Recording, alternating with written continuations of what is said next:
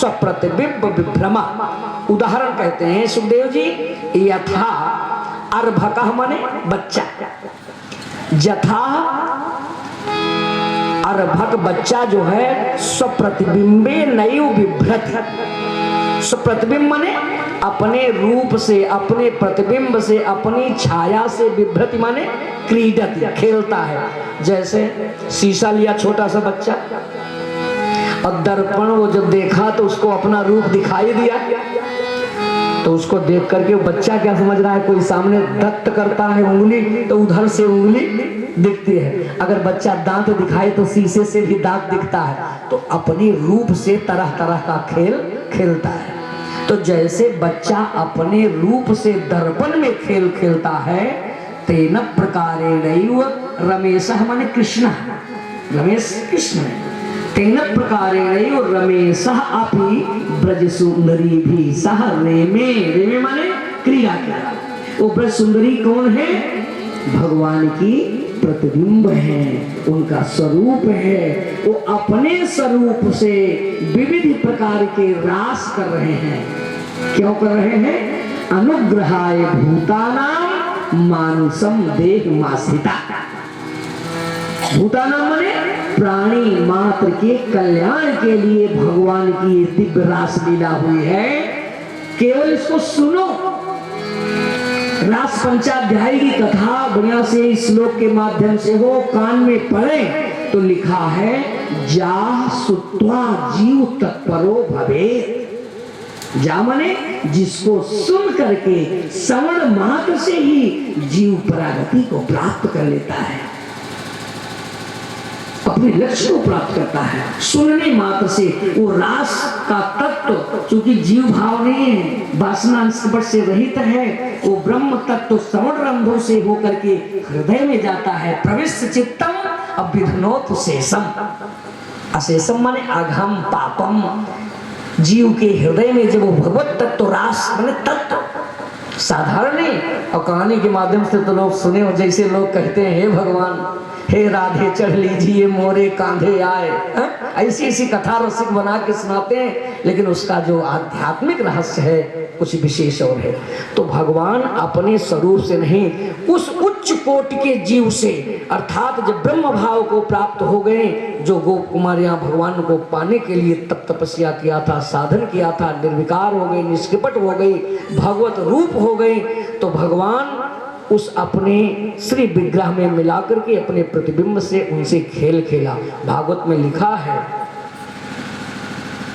किसी भी गोप ने भगवान की निंदा नहीं किया। अगर जैसा है लोग कथा कहते हैं और जैसा लिखा है, क्या ऐसा हो तो ग्वाल वाल निंदा करते कि हो सकता है कमजोर नहीं लाठी उठा लेते। वो मानते नहीं भगवान की ऐसी की तैसी है, क्योंकि वो भगवान बन के तो आए नहीं थे। श्री कृष्ण किसी के सामने प्रकट किया कि मैं भगवान हूँ? सबके बीच में मनुष्य रूप में वो वही जान पाया है जिस पर भगवान की कृपा हुई। यम पश्यन्ति योगिनो, सबके बीच ग्वाल बाल क्या उनको भगवान जान के उनके साथ खेल खेलते क्या? वो तो यशोदानंदन वसुदेव नंदन के साथ खेलते थे, वो क्या जाने कि भगवान है, उनकी भाग्य है। लेकिन अगर श्री कृष्ण उन ग्वाल बालों की पत्नी को लेके जाते, लिखा है 6-6 महीने रास हुआ, तो कोई अपनी पत्नी को किसी परपुरुष के पास ऐसे जाने देता है? निंदा करता? सीधी बात यह है, भागवत में लिखा है कि ना असूयन खलु कृष्णाय। खलु माने निश्चयन, किसी ने भगवान श्री कृष्ण की असूया माने निंदा नहीं किया है। अब दिख क्यों रहा है कि कौन गोपियां फिर हैं?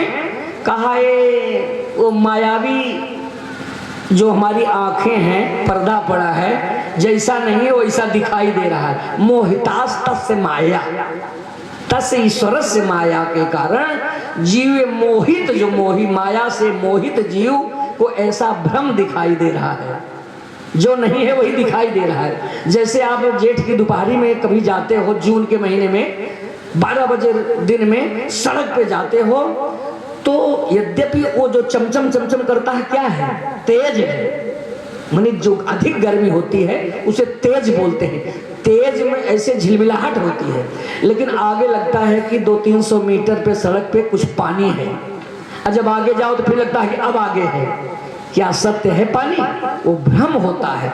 जैसे तेज में जल दिखाई देता है, भ्रम होता है, वैसे ये माया के पर्दा जो आंखों में पड़े हैं, माया के होने के कारण जो नहीं है वही दिखाई देता था। वरना भगवान किसी ग्वाल बाल की पत्नी को नहीं ले गए थे। मन माना सुपार्षस्थान स्वान स्वान दारान ब्रजहु कसा, ये श्लोक है। नहीं, श्लोक संख्या नोट करा दूं, भागवत में देख लेना। सारे ग्वाल बाल मन माना सुपार्षस्थान स्वान स्वान दारान, दारा माने पत्नी को, अपनी अपनी पत्नी को स्वपार्षस्थान मान्य माना, अपने अपने पास में पाए। उनकी पत्नियां उनकी सेवा कर रही थी। जब उनके पास थी तो झूठे कह दिए कि हमारी पत्नी को भगवान श्री कृष्ण लेके चले गए। अगर ऐसा भी हो जाए तो लोग मर्यादा बचाते हैं, और झूठी क्यों उंगली उठाए? किसी ने भगवान की निंदा नहीं की। भगवान धर्मज्ञ हैं, मर्यादा की पराकाष्ठा को जानते हैं। ये जीव के कल्याण के लिए ये राजपंचाध्यायी की कथा है। भगवान अपने रूप से, अच्छा बस हमको इतना स्पष्ट करना है कि लोग कहते हैं महाराज तो इतनी इतनी पत्नियों के साथ रास खेलते हैं, सिर्फ इतना ही समझ लो। अच्छा, ये तो ये दृष्टि हो गई। दूसरे दृष्टि से ये है कि यद पद पंकज पराग पराव निसेव तिक्ता योग प्रभाव विधुता खिल कर्म बंधा स्वैरम चरंत मुनयो नहीं माना तस्से क्षयात बपुषा कुतएव बंधा।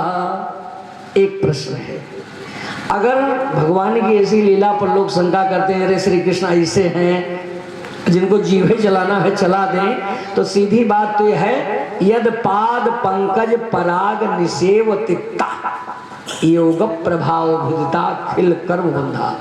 जिन श्री कृष्ण के चरण रज पराग का सेवन करके योगी जन कर्म बंधा विधुता, सारे कर्म बंधन को काट देते हैं, सारे कर्म बंधन नष्ट हो जाते हैं जिन श्री कृष्ण के चरणों का पराग प्राप्त करके। तस्से क्षयत सबपुषा कुतएव बंधा। जिन श्री कृष्ण के चरणों का आश्रय लेकर के योगी जिन माया के बंधनों को काट देते हैं, तो श्री कृष्ण पर शंका करना ये कहां प्रश्न उचित है बताइए? श्री कृष्ण के चरणों का आश्रय लेकर के माया का बंधन कट जाए तो श्री कृष्ण के चरणारविंद पर श्री कृष्ण पर ही स्वयं शंका करना कहां तक उचित है? आप बताओ। कुतएव बंधा, कुतः बंधन, तब श्री कृष्ण में कहां बंधन है? वो तो बंधन माया सबसे परे है, त्रिगुणातीत रह सकते हैं। और ये भी बात नहीं समझ में आवे तो हम इतने केवल आध्यात्मिक कहानी नहीं कह रहे, कहानी कहेंगे तो आज राशि होगी। और स्पष्ट बताओ, अच्छा चलो भौतिक दृष्टि से समझते हो, हम दुनिया की बात नहीं जानते, अरे तो ऐसे हैं। तो एक बात और बताओ, रास लीला के समय भगवान श्री कृष्ण 9 वर्ष के थे। कितने? बालक समझिए, 9 वर्ष के बालक के अंदर काम का बीज होता है, वासना हो सकती है। आप विचार करो, अरे 9 वर्ष के बालक को तो माँ गोदी में भी लेके टहलती है, टहलती है कि नहीं? अगर गोपियां श्री कृष्ण को गोदी में भी ले लें और श्री कृष्ण अपनी भुजाओं से उनकी भुजाओं को भर लें, उनको बाल को पकड़ लें, तो इसमें कोई विकार है क्या? आप बताओ।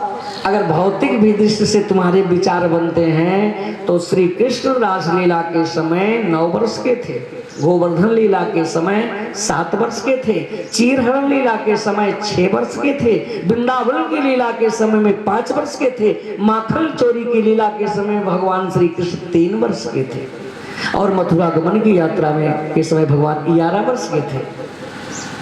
लोग बिना जाने समझे ऐसी सी कथा करते हैं रास में, क्योंकि जैसा लिखा गया है वैसा रास है नहीं।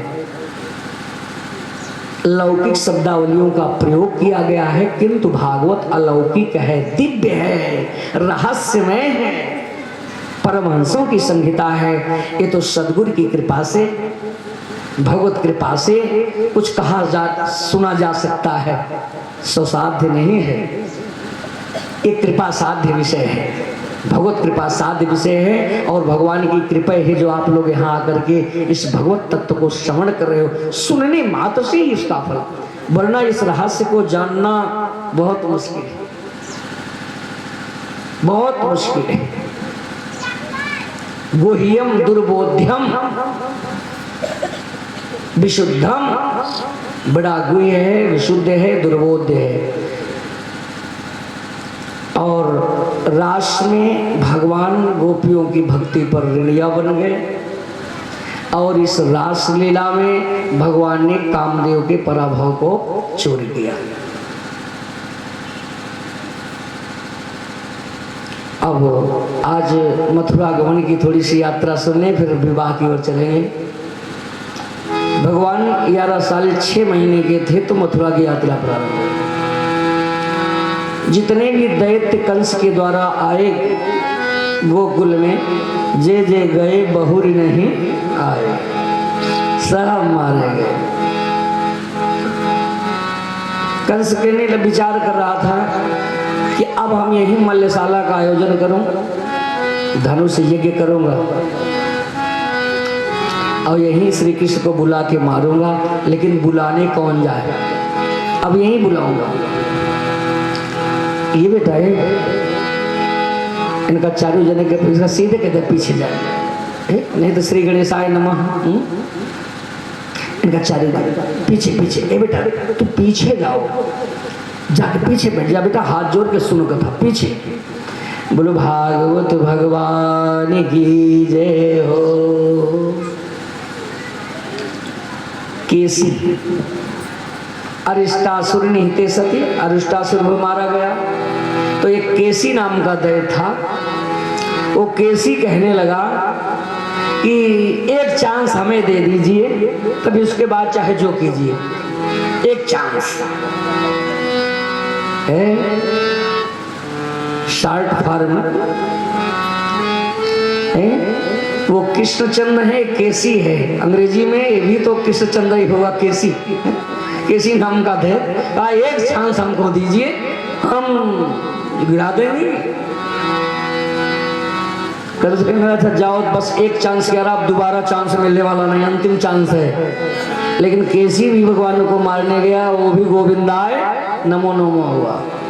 तब नारद जी जाकर के बताए, परेशान मत हो, अरे आपसे चोरी करके रातों रात वसुदेव जो है अपने ही पुत्र को गोकुल पहुंचाए, आपसे चोरी किया। आप जानते नहीं क्या, वो श्री कृष्ण ही सबको मार रहा है, हमसे चोरी। और क्या समझ रहे आप, एक बार तो छोड़ दिया था जेल से, लेकिन जब नारद जी बताए तो फिर जेल कर दिया। और नारद जी कहने लगे कि बस अब हम यही चाहते हैं कि आपके हाथों से श्री कृष्ण की मृत्यु हो बस, और कोई नहीं मार पाएगा।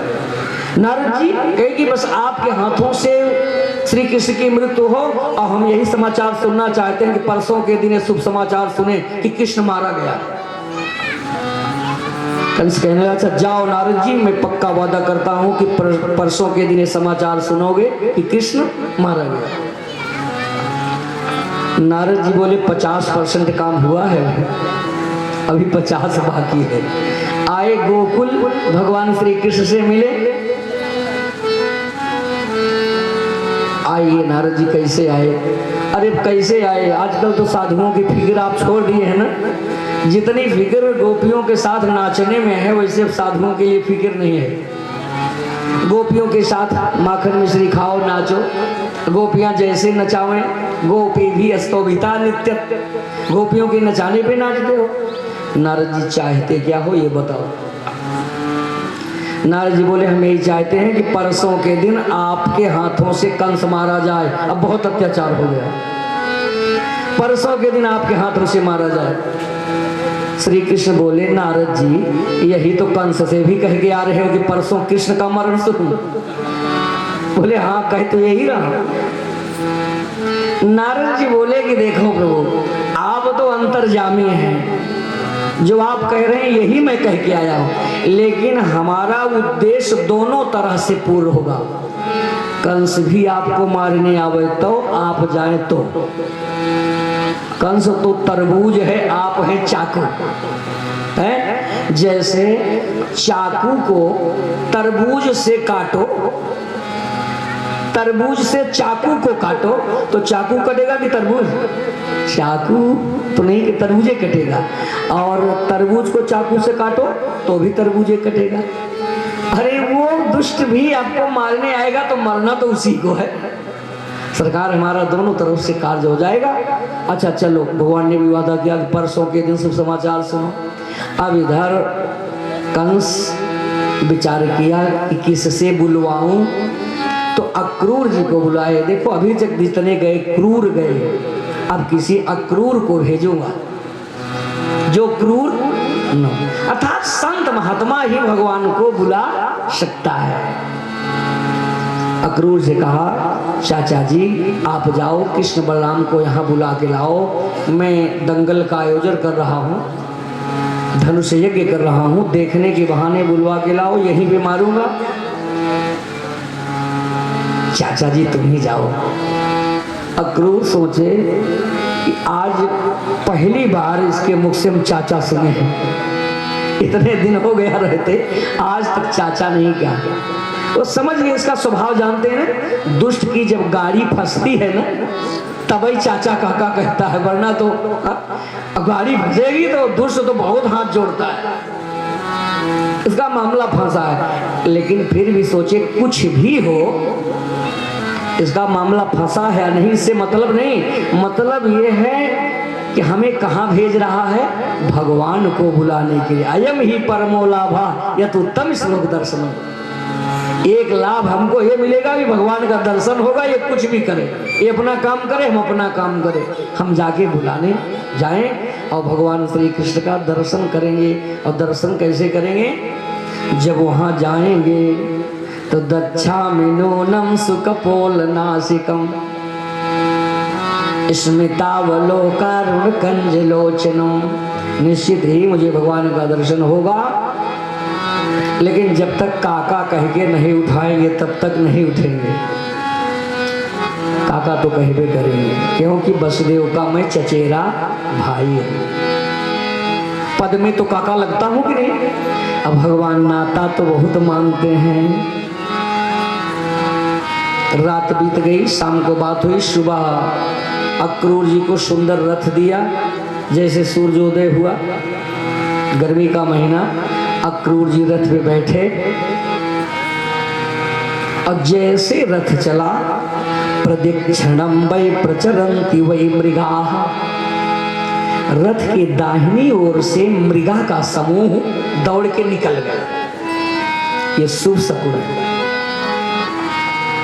है। कभी कभी देखो रास्ते में कुछ निकलो ना, अपशकुन होते चलो तो कुछ भी वो मन खिन्न हो जाता है, ये सूचित कर हो जाता है। जैसे हम ही कल यहाँ से रात में निकले ना, जैसे यहाँ से निकले गाड़ी से तो आगे बिल्ली काटी, मन आगे गड़बड़े लग रहा है।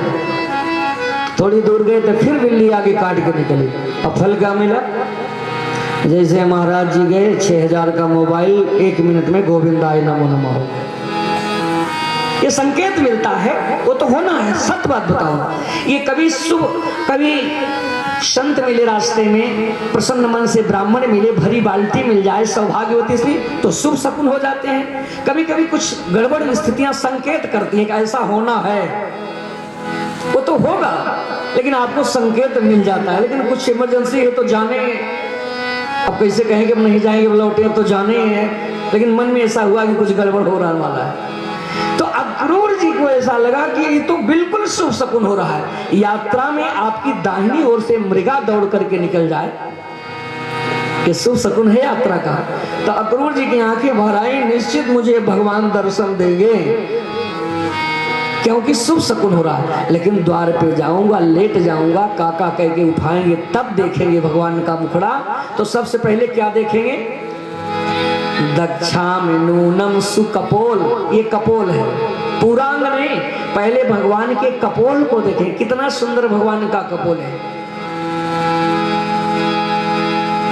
है कोई फोटो? अच्छा चलिए थोड़ी देर इसमें देख लीजिए, अच्छा लग रहा है चेहरा, ये वाला भाग कितना सुंदर है भगवान का। फिर क्या देखेंगे, भगवान की नासिका है, वो सामने देखो फोटो लगी, आप लोग देख लें कितनी सुंदर नासिका है भगवान की। भगवान की नासिका कितनी सुंदर है, एक एक अंग पे देखेंगे। फिर भगवान के ओठों को देखेंगे, कितने सुंदर लाल लाल भगवान के ओठ है कि नहीं, लाल लाल। वो भी भगवान मंद मंद मुस्कान करेंगे।